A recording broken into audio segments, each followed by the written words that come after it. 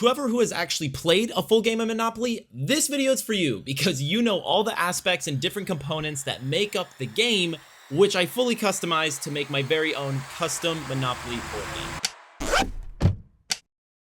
Now this may come as a shock to some of you, but no, I haven't played Monopoly that I can remember where I won. But even if you haven't played, you'd probably still know that Monopoly does kind of themed boards where every once in a while they'll do a TV show or a movie or just some topic or genre that's trending to change the game up a little bit, but not release an entire new game. Almost like monopolizing the Monopoly game. Crazy. But somehow they haven't picked YouTube or content creation as a whole for the theme of the game, so that's what I chose today for my theme, which was YouTube. But to make it more personalized, I chose to make it fully based off of my YouTube channel, so from the locations to the pieces, the cards, just everything in general, that's gonna be fully based on this YouTube channel alone and pretty much everything that's happened over the last 11 years. So if you don't know anything about this board, do yourself a favor and go back to the very beginning, press play, let the video play all the way through beginning to end, let it just autoplay throughout every video on the channel just so you can get caught up to speed and just guarantee 100% that you're not missing anything. Starting off with the board, and maybe I'm a little too obsessed about my thumbnails because I try to incorporate them at any chance I can get. But to make the board more personalized, I went through every single video thumbnail and added them as like the background that would be more of a texture base on the Monopoly light green. I found around the right amount of width and height, like thumbnails, like how many I would need to have a full even spread around the background. This was also a bit easier because 2 years ago on Instagram, I posted this like carousel slide thing where it showcased every single video I'd posted per year and then also said the amount of videos I posted in that year along with the minutes that it equated. Go follow me. But as you can tell, the channel says 442 videos. Now that actually includes shorts, so shorts don't have thumbnails, so I didn't think it made sense to put them in. So that dwindles it down to around 362, which again is what I ended up having the final with. I didn't end up finishing this video before the Lego video or last video, so that thumbnail's not in the background, but every other video thumbnail I've ever made is in this texture. But yeah, this process ended up taking a lot more time than I thought, which I guess makes sense because it's over 300 different images to put in like a sequential order because the thumbnails are also in order from like upload date, so it starts at the beginning and goes until the last video. After I went and I put all the thumbnails together, I played around with the opacity and the filter gallery so it could blend into the green, but it wasn't like too, like it just stood out. Once the photo texture was done, I could finally start working on the actual board template. And perfect for me, my name's Will, and a W is just a flipped M of Monopoly, so I thought it also made sense to call the game Willopoly.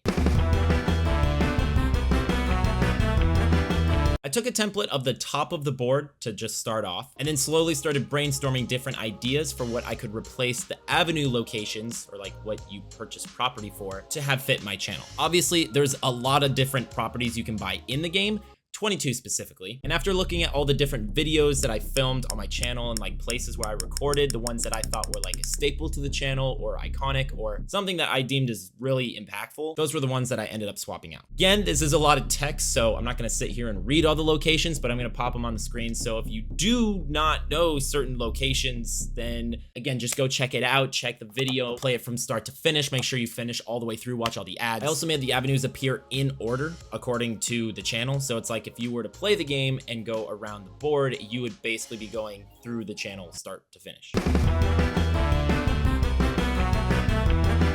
Now we have the property squares for the game, but there are a lot of other like tax squares or extra squares that didn't really fit YouTube as a vibe, so I wanted to improve them to some degree or just update them. We have go to jail, railroad, electric company, just visiting, waterworks, and free parking. Immediately, I thought go to jail should just be demonetized because that's basically the same thing. Just visiting though is kind of like riding the line because it's like right next to the go to jail placement. So to make that fit YouTube, I thought it would make sense to change that to copyright infringement because every YouTuber has been scared at that by one time or another. Railroad is a tax that's just on the board, just a random fee. So I thought to make it fit YouTube, we could just throw on a YouTube premium fee. Free parking was like kind of a free space. Like it wasn't good, but it wasn't bad. So I thought it made sense to have a 5-second skippable ad because they're not it's an ad, so like you don't want to watch it, but it's skippable, so it's not the worst. Electric Company just got updated to Wi-Fi because I thought that made sense to be more specific to YouTubers because that's such a big portion of doing the job. And Waterworks got changed to unknown super chat because I kind of treated it like an unknown donation amount, and that can pretty much be relatable to any YouTuber, big or small channel. The two we have left is luxury tax, which I kept at the same because if you are a top dog YouTuber, it's pretty much that it just stays. And yeah, income tax is the last one, but that never goes away, so I left it. Monopoly contains two sets of cards. One is community chest cards and one is chance cards. I didn't think these icons really needed an update or change in anything, but I did think the community chest could look a little bit more YouTube-like. So instead of a random chest, I thought it would make more sense to have the giant black briefcase chest from the 10 million subscriber diamond play button. That chest would be substituted on the front, mostly because structurally these containers look the exact same, and I thought that was a really clever way to just show YouTube. This was probably the second most time I spent in one specific detail area because I still don't know how to draw or even trace, because apparently I didn't know how to trace this correctly at all with all the stupid shapes, trying to make this chest look like it was 3D, but it was actually 2D. But the cards themselves, I thought, again, making more sense to be themed around YouTube. They would be about YouTube trivia or YouTube related, or even my channel trivia, if that would work. So just because I didn't want to make tons of cards, for an example, I chose to mock up two versions, which was YouTube Premium is on us. So you got like just a free financial gain, and your copyright claim had been cleared, so a get out of jail free card.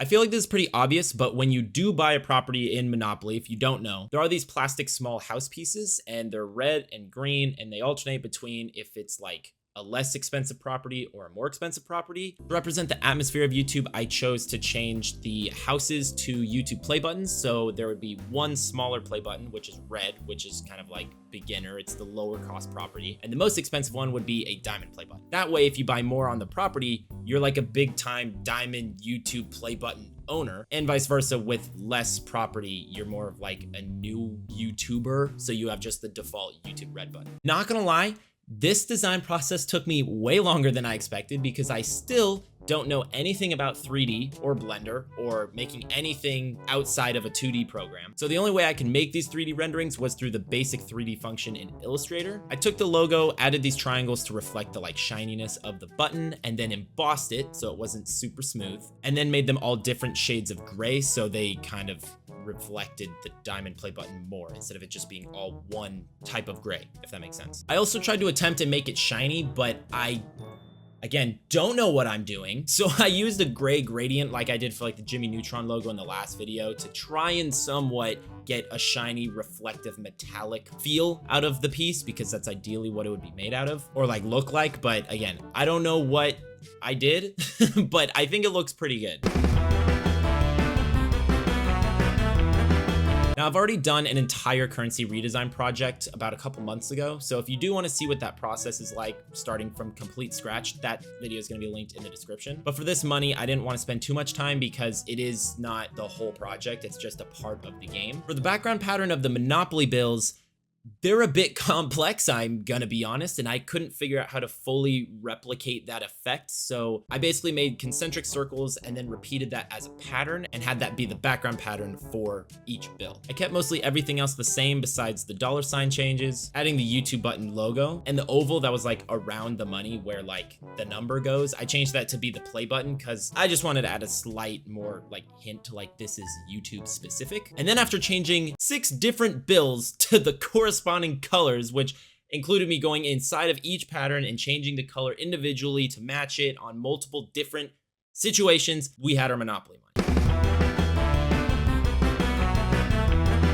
Okay, so this next part might have been really ambitious, but I did want to make the small chrome tiny playable pieces customized to the game. So again, I went through my channel and I went through the like main genres that I've tried to like base my content around over the years. Just to start off, we have the YouTube play button as a default piece, but then a Lego brick, gaming headset, soccer ball, pen tool for all like the graphic design videos we're doing now, and a vlog camera. This process was pretty much the same thing as the 3D house piece thing that I just did, except I had to actually outline the elements from a 2D image and then make them 3D with the extrude function in the basic 3D function in Illustrator. And again, emboss, curve, round, certain things, change the lighting, so they all looked somewhat similar, but each thing was very differently shaped. The hardest piece, I think, was actually the soccer ball, because for some reason the pattern of the ball wasn't wrapping the ball like it should have. And I didn't know what to do, because the last time I did a ball mockup, I ended up using a third-party plugin where I used an actual 3D ball file. But this was just in Illustrator, so this took quite a bit of time to troubleshoot. But after a bit of time, I ended up getting all 6 of these done.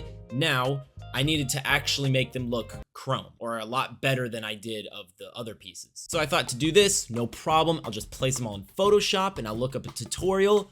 Dude, there's so many tutorials on YouTube that show how to do a chrome effect, but they would not work. I don't know what was going on, but for my specific situation, the chrome effect was not working. If it was text, it was no problem. I'd just go into blending options, but this was, I just had to fuck around and find out. Adding and learning simultaneously these different effects of like gradient overlays, embossing, curves, levels, a bunch of different lighting stuff just to make it look as shiny as possible. Some of the pieces looked quite good, while others lacked, but these ended up taking a lot of time to figure out and experiment with, because after a while I realized I don't know how good of a chrome effect I can even get these things to look, because it's not text and it's not actually a 3D file. But if anyone knows how to make a chrome effect look really realistic while also being on a 3D object, not just text or anything, let me know, because these definitely could be improved. But after a couple hours of dealing with this chrome garbage, we were done.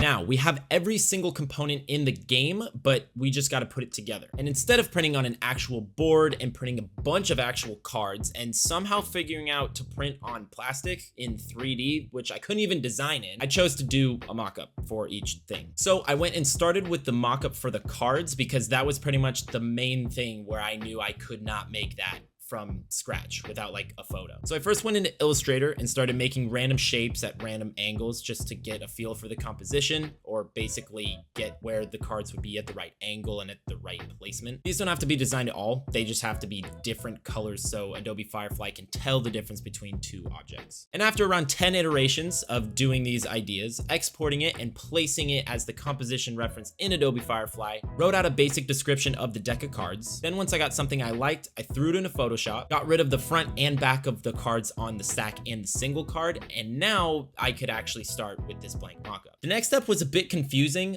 because I basically had to make the mockup from scratch with this as the image. But all you have to do is create a rectangle around where you want the design to be placed, convert to a smart object, then turn down the opacity so you can actually see where the rectangle will be according to your background photo, and distort the layer so it lines up very closely with the object at what angle you need. Again, thankfully I was using rectangles because they were cards, so this wasn't really as complex as it could have been. After that's aligned, you can make a selection of the object you want the design to be on. So I went and used the pen tool to be more specific. Take the selection you just made, add it as a mask to a new group, and then put the smart object rectangle you made before and put it in that group. By doing all these steps, I could easily add in my card designs front and back, save it, and then it would automatically update the smart object in the final design file at the correct skewed angle, and I wouldn't have to manually skew the image and have a bunch of different manual trial and errors, which would take a lot longer. Now, aside from this mockup, every other mockup wasn't even a mockup. It was just designed with a gray gradient in the background, so it looked more like it was in a 3D space. So we could ignore all the pieces and the money because they looked pretty well done, which puts us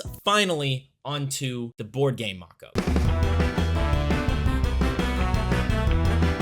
To get the board to have some depth, I similarly went to Adobe Firefly and typed in a prompt of a board game. Once I found the right angle I was looking for, which was actually the first prompt I ever typed in, I went to Photoshop, made it 1920 by 1080, and again, following the process of mocking up the cards, I selected the inside of the board game and then completely just removed whatever that fake game was. But this time, I got an absolute gem of a generative fill. I don't even know how. I just typed in remove and it gave me this, which was a round green foam-like texture. I originally didn't plan on this, but after a long amount of trials, Photoshop was not removing the background just to be a completely blank wooden texture. So that's what we ended up going with. And after the background was done, I could also apply the green textured thumbnail pattern on top of it. And it actually didn't run into any problems because it was green. Then I placed the actual like template squares on top, and that's the board done. Next up was the deck of cards, because obviously there's the placeholder for where the cards go on the board. And I thought it would make a lot of sense to put that in the final mock-up along with the mock-up of the cards alone. So you know the drill. Adobe Firefly, cut out the cards, add a smart object, add in the card design, and those were done. I also went and added some highlights and shadows to make it more fitting to the actual composition mock-up that Adobe Firefly gave me. And this honestly was like a selling point. Like,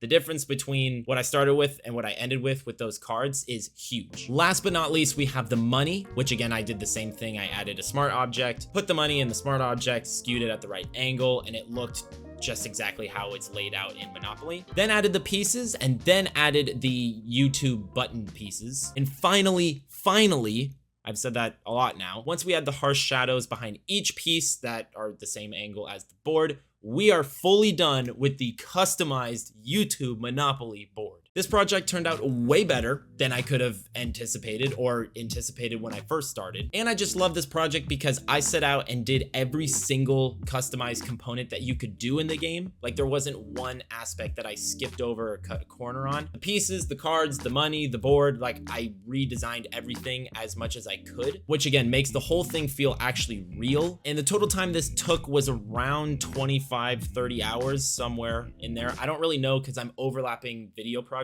now, so I can actually get them posted at somewhat of a normal schedule. So I can't fully remember the exact time dedicated to this alone. This definitely took the longest time, I think, out of any other project I've worked on, but it didn't feel as long because there were so many smaller components that was included with the game. It wasn't just the flat out board. Thank you so much for watching. If you have made it to this point, I appreciate you. Please subscribe if you haven't already. We are road to 4K subs, and let me know in the comments if you want to see any other board games redesigned or just a board game created, because I already did a card game. Thank you guys for watching and have a great day.